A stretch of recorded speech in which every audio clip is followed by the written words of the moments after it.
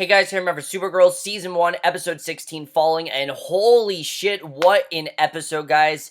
I went into this episode hearing most people say it was the best episode of the season, and with that in mind, I was looking forward to it, obviously. But I didn't just want to be like, oh, I'm going to say that because everyone else said it. No, I genuinely think this is, without a doubt, the best episode we've had so far. And the only competition it has, I think, to beat this episode, because it's going to be very hard to do that, is the Supergirl Flash crossover. But I can't say it's going to because I haven't seen it yet. And for a while, Human for a Day was the best episode of the season, but now this episode was not only so powerful and just different, and I really enjoyed it, it also really showed what the show is capable of, how talented an actress Melissa Benoist is, and really showed, I think, how compelling the show can be. Because I usually do enjoy the show, but it's usually just a fun show, and when they did something like they did on this episode, try something a bit different, it really made for a much more powerful, different kind of episode that I definitely really enjoyed. Like I said, I absolutely love this episode, by far best episode of the season, but let's just get into it. There's a lot to talk about, and right off the bat, we start with the talk of all things, which, and I know a lot of people are probably like, am I watching the right show or whatever, but if you guys know, Les Moonves is the producer of CBS, and of course his wife is Julie Chen, so he's going to try to put her in as many things as possible, and we see Julie basically introduce Kat on the talk show, and I'm like, I feel like I'm watching Big Brother, because I'm seeing Julie Chen, and she asks her how it feels to be the most powerful woman in National City, and the CEO insists that she's actually the most powerful person, not the most powerful woman, and she brings attention to the people who deserve attention, and the host asks her about Supergirl, and Kat said the heroine is the kindest person she's ever known. Supergirl's flying over the city, hears three mean girls teasing a young girl in the Supergirl costume. She lands and claims she's the girl's friend, and she basically is able to help this girl get away from the bullies, which I thought was really cool. She then returns to Catco, watch the recording of the show as Kat comes in. Hang on one second, guys.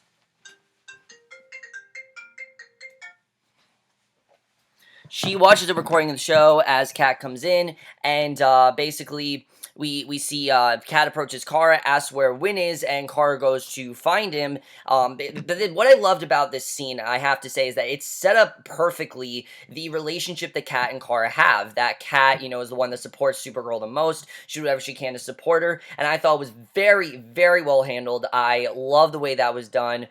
Really great way to set up the show because of how crazy it got after that. But then we see Kat, she approaches Kara, she asks her where Win is, Kara goes to find him, and she hears banging from a closet, looks in, discovers the door's locked, and Kara checks it in with x-ray vision, and she sees Win and Sibohan having sex, in quite a humorous scene, I might say, I might as well say. Sibohan quickly leaves, Win realizes that Kara saw them together, and he explains it seems and feels wrong, except when it's happening, but Kara doesn't want to hear it, and I love the line where she's just like, I'm not going in that closet again, even except that I have gloves. I thought that was very funny. I definitely really enjoyed that. And this episode is funny, definitely. That's the other thing. This episode was funny, but it was also very powerful and dramatic, which we'll get into. Kat calls Kara in and tells her right away that Lucy quit, and Kara's confused because she, in her mind, thinks that James told Lucy. Because if you remember, the way they ended things off is that Kara said, you can tell Lucy I'm Supergirl, it's perfectly fine. So she thinks that Lucy left because James told her and she scared her off. But James does insist that they broke up and that it had nothing to do with Supergirl or Kara, and doesn't tell her the real reason why they broke it off. Because if you remember, Lucy thinks that James is in love with Kara. I don't think he told her that because, one, he knows there's a lot she's dealing with and he doesn't want to, make her deal with this. Two, the fact that he doesn't really know if Kara actually feels the same way or not. So he's kind of just keeping this to himself, and basically suggests that perhaps he didn't love Lucy as much as he should have. Kara takes that in. Alex calls her into the DEO, and as the DEO base, Supergirl tells her foster sister that she feels guilty, and Alex suggests that she get together with James now that he's single, but Kara's not that kind of person. She's not just gonna jump in after someone broke up. She's just not gonna do that, and she refuses to be the rebound girl, and then meets with Senator Crane and Henshaw. Miranda says she's been working to get more money for the DEO, and to thank Henshaw for all his hard work. She assures Henshaw that she trusts him, takes his hand. Agent Veskis reports that there's a fire downtown caused by a satellite that crashed, and she immediately flies off to rescue a fireman trapped on the roof, and she arrives and the fire captain calls her over. She pulls the girder away, the fireman is trapped under. The captain thanks her, and as the heroine walks over, she wavers briefly and then flies off, unaware that a red piece of kryptonite is lying nearby, and that sets the stage for how crazy this episode really gets. And I love the way this was all done because I have to say that, I mean, we've seen Kara like this before. We saw Red Tornado. Remember that one episode where she ended up being the shit at a Red Tornado and everything because of how, annoyed, because of how the rage inside of her and the anger just makes her angry. But that was one scene. This, we got to see an entire episode of that. And not only was it kind of scary to see her do this, but it was really different as well. I really think Melissa Benoist did an awesome job in this role because, she's always playing the goody good, Kara, always the goody good, the one that always tries to do the right thing and things like that. And she got to play a different side of the character for a change, and I absolutely love that. And that's why this episode was as great as it was for many reasons, but we'll get into that. And we see right away that something's just not right with Kara. She smashes her alarm clock, not turns it off, smashes it and breaks it, and she gets ready for work. She decides to wear something a lot more adult, and everyone's staring at her because, she usually wears, like, sweaters and things like that, but she's actually wearing a full-on, like, dress here. And Kara says she was getting tired of her old clothes.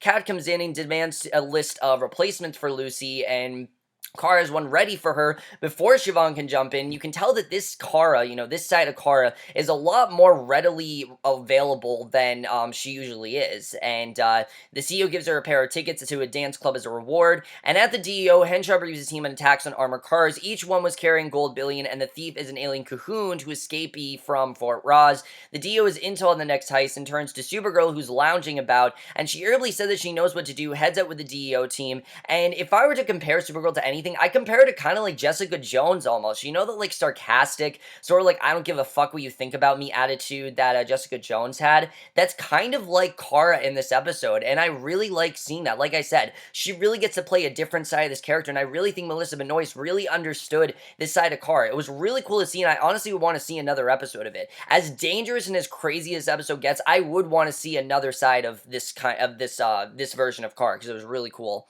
So the armored car is leaving the depository when the cocoon lifts up the back end, rips off the doors. He knocks at the guards just the DEO pulls up. The alien leaps away, and Supergirl intercepts him. He tries to attack her, and she laughs as she blocks his blows, which of course she never do. She even says that he's nothing to her, like, oh, I've taken on all these other things, you mean nothing to me. She breaks his hand, slams him into a wall, a lot more aggressive than usual. I mean, Supergirl would never just be this aggressive, and she starts to choke him. Supergirl then dismisses him as inconsequential, tells the cocoon to get out of her sight, and she lets him run off. Like, the alien runs off just as Alex arrives. Supergirl says she's fine, the cocoon got away.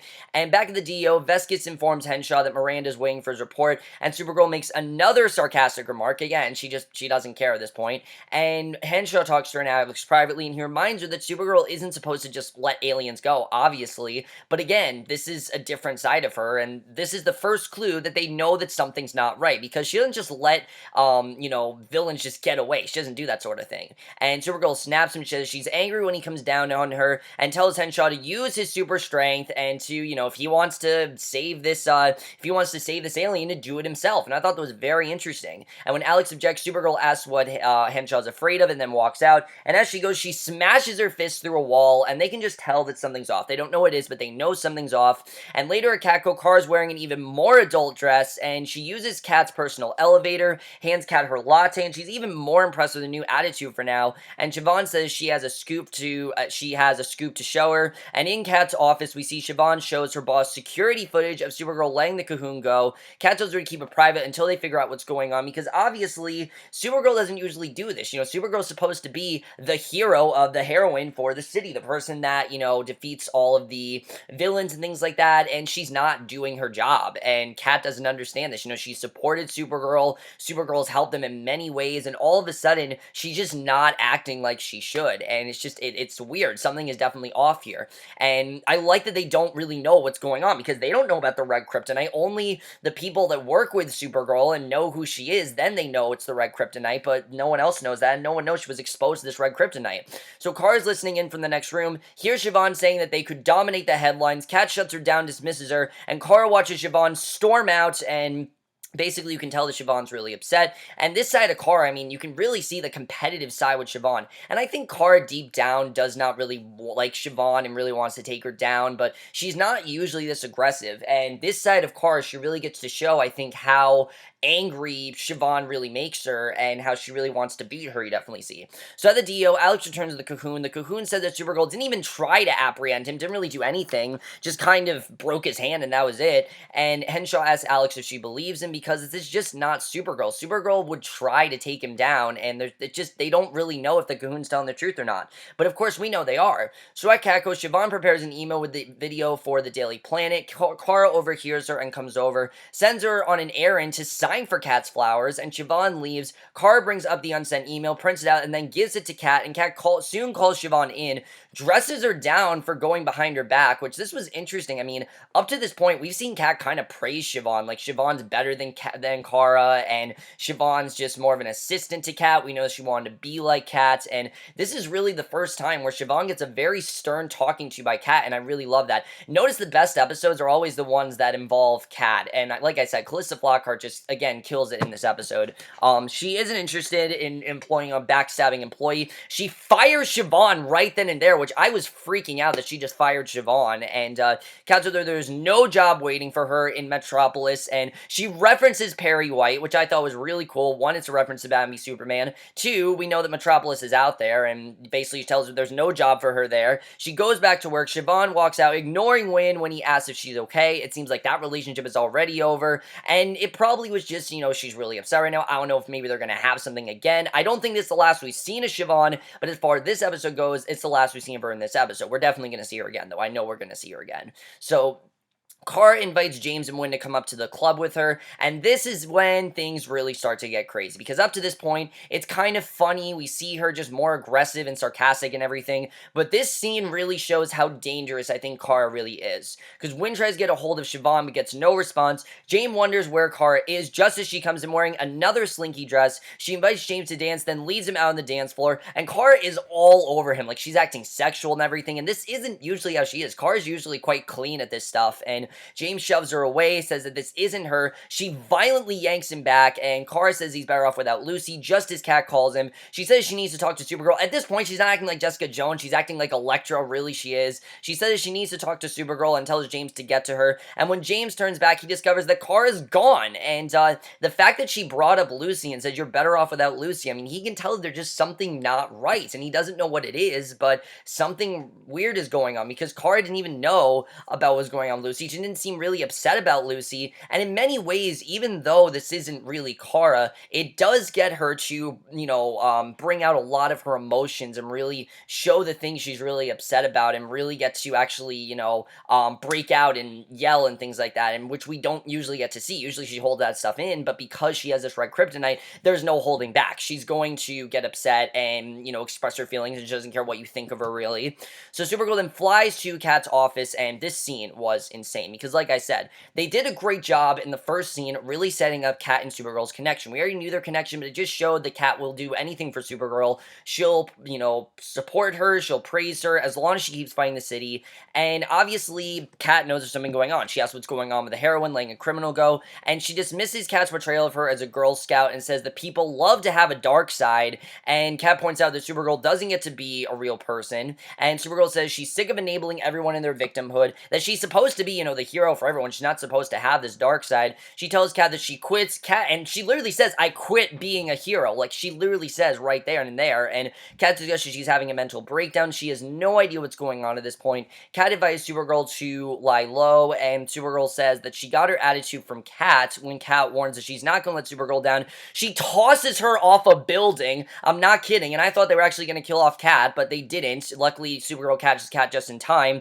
tells her not to call her again, says this is what real people do, that, this is her dark side, she needs to channel that dark side. She tells her not to call her again. She flies off, and definitely you can tell how dangerous she is. You can tell that definitely there's something not right with her, and like I said, Melissa Benoist just killed it in this scene. I mean, her just talking to Kat, bringing her down, telling her, you should let me have this dark side, and that I can be a regular person. You have to think there's a lot of pressure for Supergirl, definitely, but I don't think she really gets to show it, of course, because she's usually such a goody-good, but because she has this red kryptonite inside of her, and she's a lot darker, she gets to really show, I think, the problems and kind of like the pressure that she faces with being this hero. So James and Wynn go to the DEO, they tell Hank and Alex what's going on, and that's something I love in this episode. We stuck to one plot. There were no other subplots in this episode, and that's when I think Supergirl's at its best. When it sticks to one thing and doesn't have all these other things going on, I think it's best when it sticks to one thing. And I like that James and Wynn actually got involved with this, and they tell Hank and Alex what's going on. They all realize that something's wrong. They run a video of the building where the fire was, and they realize that there's synthetic kryptonite radiation, and Alex confirms that it's causing Supergirl's erratic behavior. Lord comes in and admits that he's the one who created it. They lock him up. Lord explains he tried to recreate kryptonite to stop Non and his army, and basically he had good intentions. He really wanted to stop Non, but the satellite that crashed was Lord's, and he booby-trapped it in case Non went to check it. And basically Lord never intended to hurt Supergirl or the firemen. He really is on their side, and that's something about Lord, is that he's really proving himself to be loyal to them. I mean, they set him up to be the villain this season, and now it really seems like he wants to be on their side. And he started tracking her, and he explains the Supergirl attack cat. He offers to create an antidote and make things right. And after a moment, Alex releases him, warns that he's turned Supergirl into a monster that he's always wanted, that he's always warned about, and he didn't even know he was going to do it. Like, his intentions were not to turn Supergirl into this monster. But if you remember, he's always thought of Supergirl this way, and now that she is this way, he really does want to obviously stop her. And then we get this incredible scene that I absolutely love, and it really just shows how effective and how, drastic of a change Supergirl really goes through. Kat calls James and Wynn into her office, says she's going to denounce Supergirl as a villain. She insists the public needs to be warned because she's just not safe anymore. And she used to be, she's supported her, she even praised her on national television, and now she needs to say that no, we can't really trust her anymore. And when James says that Supergirl will be fine, Kat points out she fell 40 stories and almost died, asks if they can guarantee that any of them are safe. The two men can't because they don't really know what's going on with her. They know, of course, about the Red Kryponite, but they can't explain that to her. And Kat goes on the air to announce that she and Catco will no longer stand behind Supergirl. She said that Supergirl is unstable and she's dangerous and that they can't trust her. And the girl at school, that girl at school that Kara helped with like the bully situation, she throws away her costume, we see, which it's a very effective scene. And again, I didn't think that scene would be as huge a thing as it was, but it really shows that Supergirl was the thing that helped her take down those bullies, and now Supergirl's not there, and now she really doesn't know who to really depend on to help her out with that kind of thing. The firemen take down their banner celebrating Supergirl. I mean, it's a really sad time. Everyone's really thinking of Supergirl as this villain and really thinking that she's changed, and it's really sad to see. But that night, Alex goes to Kara's apartment, finds the door open, and this is just the last straw. This shows that they need to help her immediately, and that there really is no getting her out of this. Like, they need to get her out of this somehow, and that they need to do this because there really is no fixing her, and the only way to fix her is to give her that antidote. And basically, her foster sister's standing by the window wearing a new Kryptonian outfit, and it's all dark and everything. Like, you can really tell she's gone dark. She has, like, a dark outfit and everything, and she complains that Alex has been picking dowdier clothing to make sure that she doesn't outshine Alex, and sets her old clothing on fire with her heat vision, and Alex puts out the flames with an extinguisher, explains about the Red Kryponite, and Kara says that Alex has always been jealous of her. She got her to work for the DO so she could control her, and she says she's free to soar and promises that anyone who doesn't worship her soon will. And again, I think it's something that Kara has thought about but hasn't really said, but now she has the Red Kryptonite in her, there's no holding back. And when Alex tries to object, Kara says they have never been sisters, and without her, Alex would have no life. She figures that Alex hates her deep down, and that's why she killed Laura, that she just wanted to, make her really upset. And Alex obviously is bursting into tears. She's really upset about what's going on, and of course, she really has no idea what's going on. She just knows that Kara is not acting like herself, and Kara says that the truth hurts. She flies off, and just incredible stuff. I mean, really, just incredible scene after incredible scene here. Alex returns to DEO. Lord says the antidote's almost ready. She tells Henshaw that the Kara she knew is completely gone. There's no way that they're getting her back unless they give her this antidote. Miranda comes over, says that they have to take Supergirl down. Henshaw refuses to kill her, and Miranda warns that the DEO's job is to protect the world from alien threats. And after a moment, Henshaw orders the troops out. Once he leaves, Lord gives Alex a gun loaded with the antidote, wishes her luck, and basically they have to take down this version of Supergirl. They just have to. So at Noonan, Supergirl watched a repeat of CT's broadcast. She starts licking peanuts across the bar, and then goes out, smashes a TV screen, which is crazy. The police open fire. She easily destroys their cars. The DO agents arrive, open fire with kryptonite weaponry, and Supergirl snatches away all their weapons, and she's pretty much acting like all the villains she's taken down. That's the thing that worked the most in this episode for me. It wasn't the fact that Melissa Benoist voice really got to show her range. It wasn't just the fact that it was a powerful, dramatic episode. It was the fact that the villain in this episode is herself, and that she really has to deal with all of these things that's going on with her. And she snatched away all their weapons, including the antidote gun. As she advances on Alex, Henshaw arrives, tries to grab her. Supergirl knocks him away, prepares to incinerate Alex, and she wants to incinerate her, basically. She wants to set her on fire and kill her, and basically Henshaw shapeshifts into his true form, that being John Jones, or Martian Manhunter, whatever you call him, and he tackles Supergirl, which the next episode's all about him, which I'm really looking forward to. She throws him into the air, they smash through a building, people are capturing the fight on their cell phones. I mean, it's crazy stuff, definitely. We see John and Supergirl fight until the Martian knocks Supergirl to the ground. Alex recovers her gun, shoots Supergirl, who goes down as the Kryptonite influence leaves her body, and she's now back to her normal self with no recollection of what she did. People then take photos of John and the DEO draw their guns on him. Alex tells him to go, and instead Henshaw reverts back to his human form, and he surrenders, and he's arrested. And he doesn't care that he's arrested. Like, he understands why he needs to be arrested. He knows that he's dangerous, and that's the thing. We've always known that Henshaw knows how dangerous he is, and that he's not someone that they can trust. That John Jones, his true self is dangerous, and that he will kill if he has to, and he's okay with being arrested. And basically Alex can only watch as the DEO leads him away. The next day, Supergirl wakes up, immediately asks if she killed anyone, and this is what I love.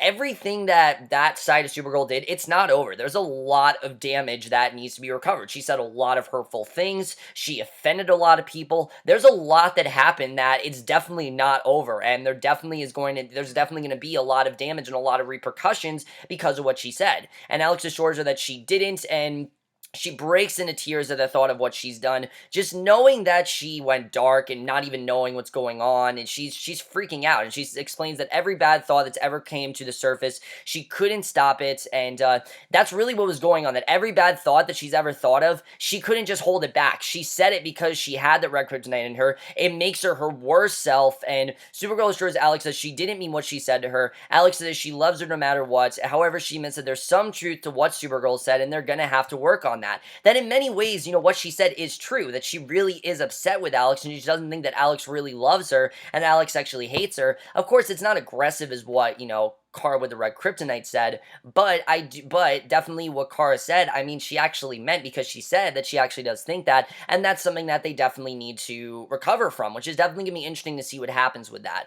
So Miranda visits Henshaw in his cell. He refused to say what happened to the real Hank Henshaw, and the senator says she's always been afraid of aliens, and then John changed her mind. Now she's not afraid of aliens anymore. Now she realizes that everything he says is a lie, and walks out, and it's a good scene. As we know, Miranda was terrified, and now she kind of knows that she's been played, that he's been alien all along. She had no idea.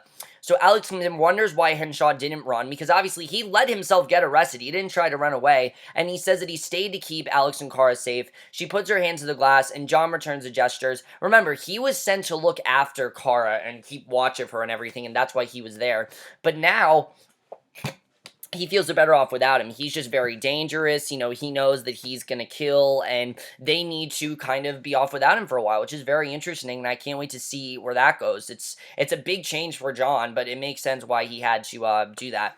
So Kara returns to Catco, sees the workers removing Siobhan's desk, and she visits James in his office. Now, let me just say, something I really did like is that she does remember what happened when she was Dark Supergirl. Like, she does kind of remember that. Some of the things she said, she doesn't remember she killed, but she remembers everything else. And basically, she visits James in his office. He admits that they're not okay. He figures that there's some truth to what Kara said, and Kara admits that she was jealous of Lucy or anything that James loved, and James says that he needs a little time to think, and Kara agrees that right now, what she said really made him think that she's not okay with him and Lucy, and this really makes him think that maybe they just need some time away from each other. And honestly, I think that is the best thing for Kara and James. They have a lot to deal with. There's a lot more going on there, and I gotta say, like I said, getting rid of Lucy really opened the floor for a lot more room for James to do, because like I said, James hasn't had a good story since Lucy's been introduced, and finally James is getting something really great. I like what they're doing with James here. James did a really good stuff in Human for a day that other episode, but this really shows that I think they're trying to give James more to do. They're trying to get more scenes with Kara, and they have a lot to deal with. Right now, things are very awkward between them because she never really admitted that she was jealous of Lucy. She said, oh, it was nothing and everything, and now that she's admitted this, he's really trying to think about, if he really wants to confess to her what Lucy really said, because of course he didn't tell her what she really said, which is very interesting. I can't wait to see where that goes.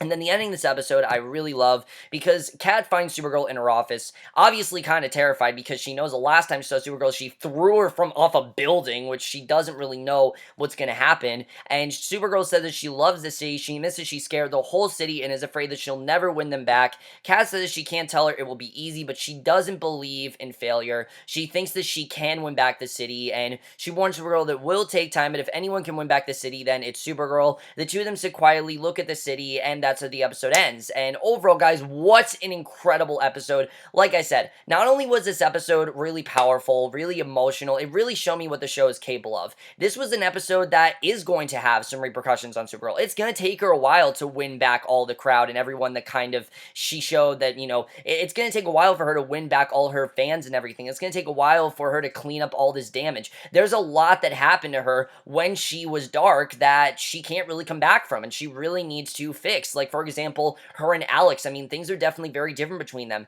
Alex now thinks that Kara thinks that she hates her, and Alex needs to show her that that's not what's going on, that she does care about her, and it's going to be interesting to see really what happens between Kara and Alex if they do sort out their feelings, because obviously, Kara does love her sister, obviously, but she, I think, deep down thinks that Alex might have killed, might have killed Astra for more of a reason than she thinks she did, which is very interesting, and I can't wait to see what happens with that. As far as John, I do understand John's point here, that maybe they need to be without him for a while, that he's kind of just very dangerous, and, they don't realize how dangerous he really is. Maybe the best thing is for them to be away from him, which I can't wait to see, what happens with that. I think it's very sad, obviously, they need to be away from him, but it makes sense, obviously. He just thinks that they're not safe without him. They need to be away, and if that's really what they need, then that's really what they need. Sibohan. This is not the end of Sibohan. We're going to see Sibohan again. Even though Kara got Sibohan fired, I'm sure we're going to see Sibohan again in some way. Her and Wynn are going to make up. We'll have to see what happens with that. But Sibohan and Kara as well, they have a lot of unresolved blood between them because of the fact that when Kara was dark, I mean, she was really rude to Sibohan. She really was. And I think if Sibohan sees her again,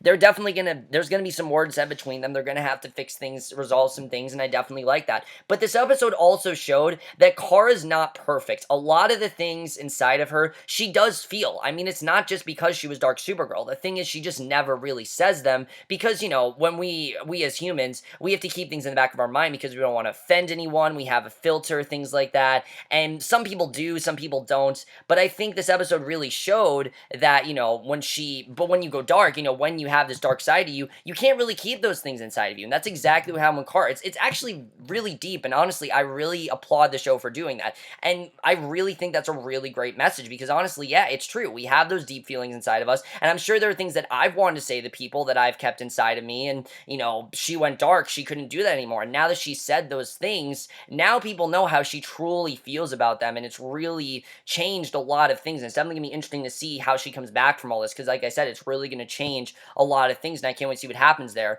Is she going to be able to win back the crowd? I mean, Supergirl was this huge, super, heroic figure. And now she's this villain and no one really wants to, no one really supports her as much. People aren't going to like her as much, and who really knows what's going to happen here. It's going to be very interesting to see if she's able to win back all of those fans that support her and everything. We'll have to see what happens with that. But overall, guys, incredible episode. Absolutely love this episode. Without a doubt, the best episode of the season. And like I said, I only think the only episode that'll come in competition is the Flash crossover tonight, but I don't know if that's going to happen. I have one episode left to review, and then I will be fully caught up. Then I can watch the Supergirl Flash crossover tonight, which I am super excited for. Let me know what you guys saw this episode. Absolutely love this episode. I'm so pumped for the next episode, honestly. I've never been more excited for a Supergirl episode in a very long time. I cannot wait to watch the next episode. Let me know what you guys saw this episode. Love to hear your thoughts on it. And we'll see you guys in my next video, which will be for episode 17 of Supergirl. Then it will be caught up, and I will see you guys for that. Okay, bye.